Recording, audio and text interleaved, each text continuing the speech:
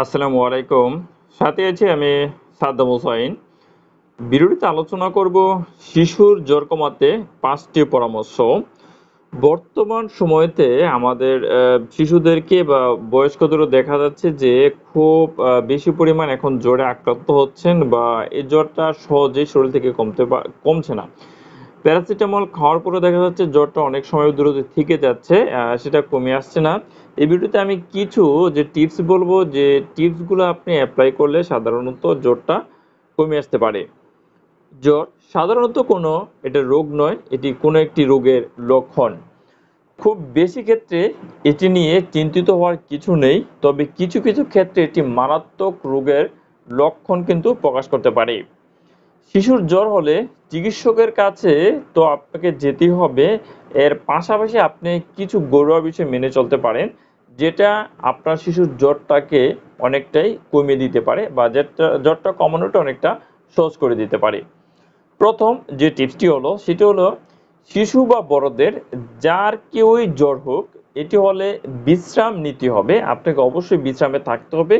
বিশ্রাম নিলে জ্বর দ্রুত নিরাময় হয়, অর্থাৎ জ্বরটা দ্রুত কিন্তু কমে আসে। ২ নম্বর যে টিপসটি সেটি হলো যে, জ্বর হলে শিশুকে প্রচুর তরল খেতে দিন।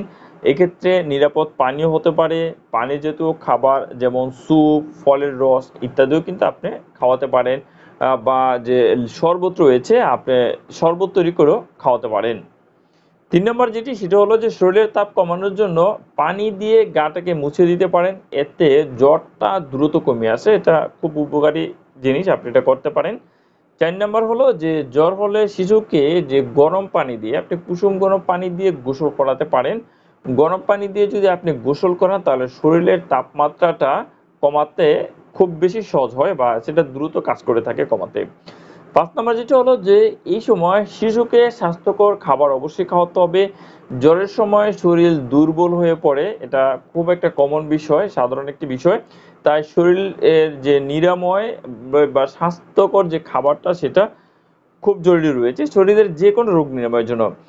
স্বাভাবিক যে খাবারের পাশাপাশি আপনি যেমন চিকেন চপ রয়েছে, সবজির যে স্যুপ রয়েছে, এগুলা খেতে দিতে পারেন। এ সময় আপনার যে বেশি জাল, মসলাযুক্ত এবং চর্বিযুক্ত এবং সাথে উচ্চ আঁশযুক্ত রয়েছে বা যেটা হাই ফাইবার যুক্ত খাবার রয়েছে, এসব খাবারগুলো সাধারণত এড়িয়ে চলাই কি ভালো। শিশুর জন্য খুব এটা হবে।